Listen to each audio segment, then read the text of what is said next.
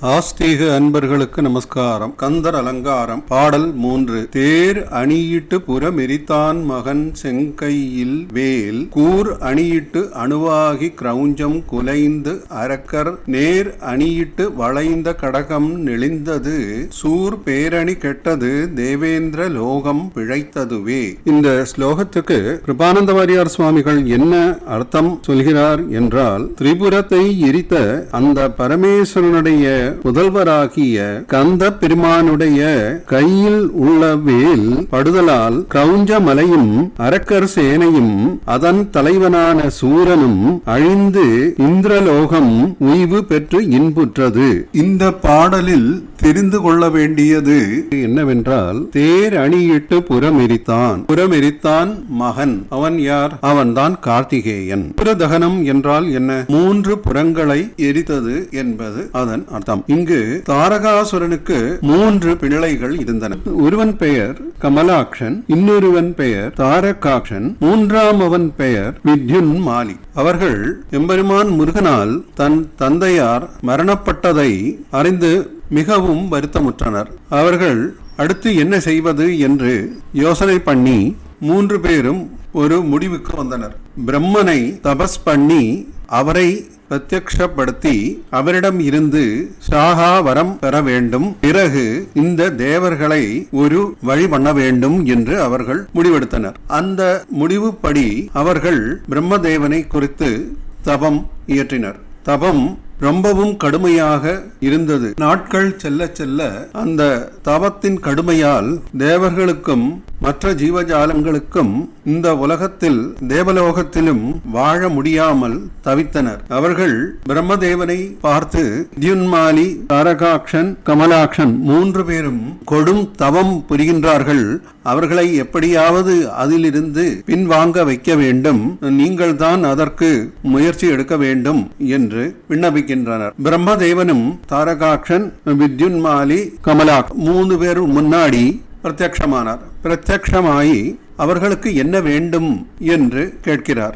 கேட்டவுடன் அசுரர்கள் அல்லவா, அவர்கள் நிறையவே யோசிப்பார்கள். அப்படி வந்த யோசனையில் இருந்து ஒரு சொல்யூஷன் அவர்கள் பிரம்மதேவனிடம் கொடுத்தார்கள். 3 பேருக்கும் 3 புறங்கள் வேண்டும். அந்த 3 புறங்கள் எப்படி இருக்க வேண்டும்? 3ம் ஆகாயத்தில் மிதந்து கொண்டு இருக்க வேண்டும். ஒரு இடத்துல நிலையா இருக்கக்கூடாது. அப்படி நிலையாக இருந்தால் சீக்கிரமாக எதிரிகளால் தாக்கி இவர்களை அழித்து விட முடியும். ஆதலால் அது ஒரு இடத்தில் நிலையாக இருக்காமல் அங்கும் இங்குமாக திரிந்து கொண்டு இருக்க வேண்டும். எப்பொழுது 3 புறங்களும் ஒரே நேர்கோட்டில் வருகின்றதோ அப்பொழுது தான் எதிரிகள் ஒரே பாணத்தால் நாங்கள் 3 பேரையும் அழிக்க வேண்டும் என்ற வரத்தை கேட்டனர். பிரம்மதேவனுக்கு இவர்களுடைய எண்ணம் புரிந்துவிட்டது. அப்படி திரிந்து கொண்டிருந்தால் இவர்களை யாராலும் கொல்ல முடியாது, இவர்களுக்கு அழிவு கிடையாது, தேவர்களுடைய பாடு திண்டாட்டமாக போய்விடும். என்ன செய்வது? வரம் வேண்டும் என்று அவர்கள் கேட்கிறார்கள். இவரும் உங்களுக்கு என்ன வேண்டும் அதை நான் தருகிறேன் என்றும் சொல்லிவிட்டார். வேறு வழி இல்லை, கொடுத்துத்தான் ஆக வேண்டும். இல்லை என்றால் பிரம்மதேவருக்கு கெட்ட பெயர் வந்துவிடும். கடைசியில் ஒத்துக்கொண்டார். சரி, அப்படி ஒரு புறத்தை உங்களுக்கு நான் அளிக்கிறேன் என்று. அதன்படி அசுர சிற்பியான மயனை அழைத்து இவர்கள் 3 பேருக்கும் ஓரோ புறம் நிர்மாணிக்க உத்தரவை கொடுத்தார். அதன்படி அசுர பியான மயனும் 3 நகரங்களை நிர்மாணித்தார். அதுவும் எப்படிப்பட்ட நகரங்கள்? ஒன்று இரும்பால் ஆனது, மற்றொன்று வெள்ளியால் ஆனது, மூன்றாவது தங்கத்தால் ஆனது. இந்த 3லும் ஒன்னு பூமியிலும் மூன்றாவது சொர்க்கத்திலும் நிர்மாணித்தார்.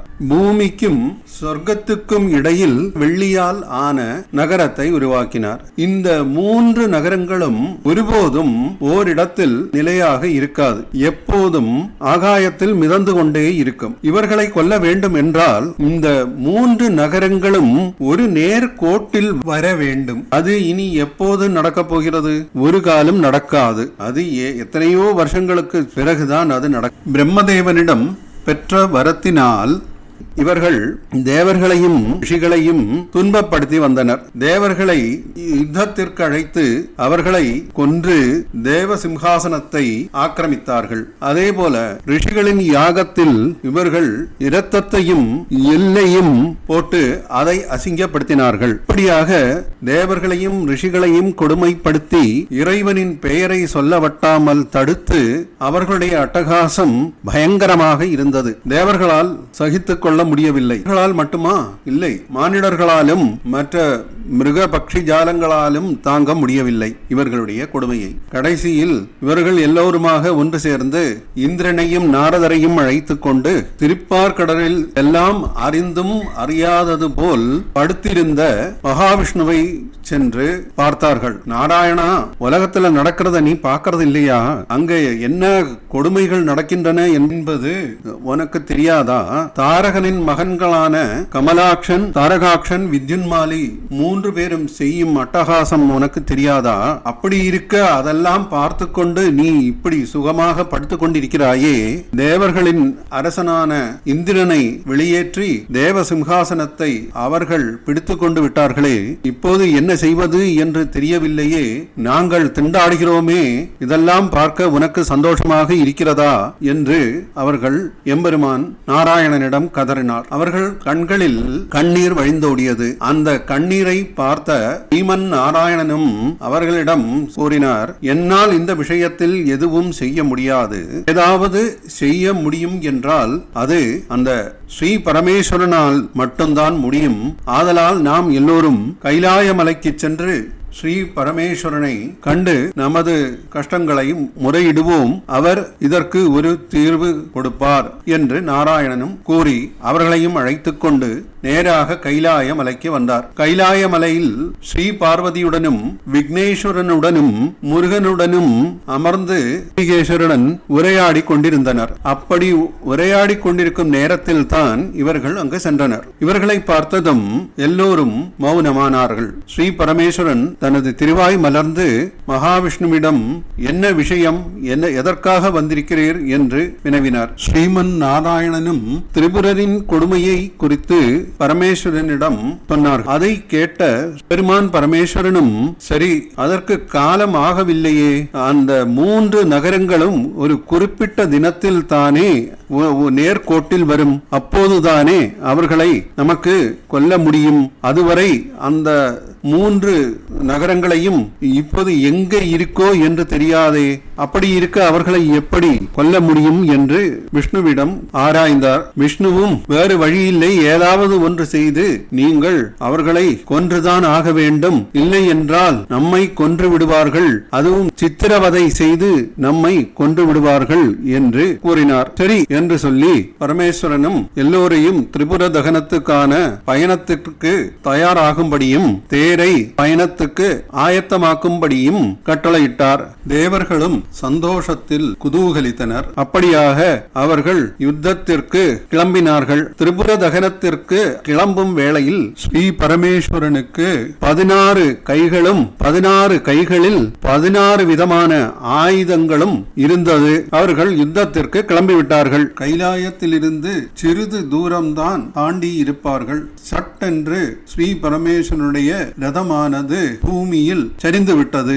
என்ன என்று தெரியாமல் எல்லோரும் திகைத்து நின்றார்கள். நந்தி தேவர் கீழே இறங்கி பார்த்தபோதுதான் தெரிந்தது தேரின் கடையாணியானது முறிந்து போய் விட்டது என்று. எல்லோருக்கும் மிகவும் சங்கடமாக போய்விட்டது. அப்படி இருக்கும்போது அங்கே நாரதர் வந்தார். நாரதர் பரமேஸ்வரனிடம் விஷயம் என்ன என்று கேட்டார். ஸ்ரீ பரமேஸ்வரனும் தேரின் கடையாணி முறிந்து போய் விட்டது, என்ன செய்வதென்று தெரியவில்லை என்று கூறினார். அதற்கு நாரதர் பரமேஸ்வரனிடம் யுத்தத்திற்கு கிளம்பும் முன் விநாயகனிடம் விடை பெற்றுக் கொண்டீர்களா என்று கேட்டார். ஸ்ரீ பரமேஸ்வரனும், அவன் என் குழந்தையாகிவிட்டதே, மட்டுமல்ல அவன் சிறுவன், அவன் விளையாடி கொண்டிருக்கின்றான், அதனால் அவனிடம் விடை பெற்றுக் கொள்ளவில்லை, மற்ற எல்லோரிடமும் நான் சொல்லிவிட்டுத்தான் கிளம்பினேன் என்று கூறினார். உடனே நாரதர் சொன்னார், அப்படி முடியாது, விநாயகன் எல்லா வினைகளுக்கும் அதிபன் ஆதலால் அவனை நீங்கள்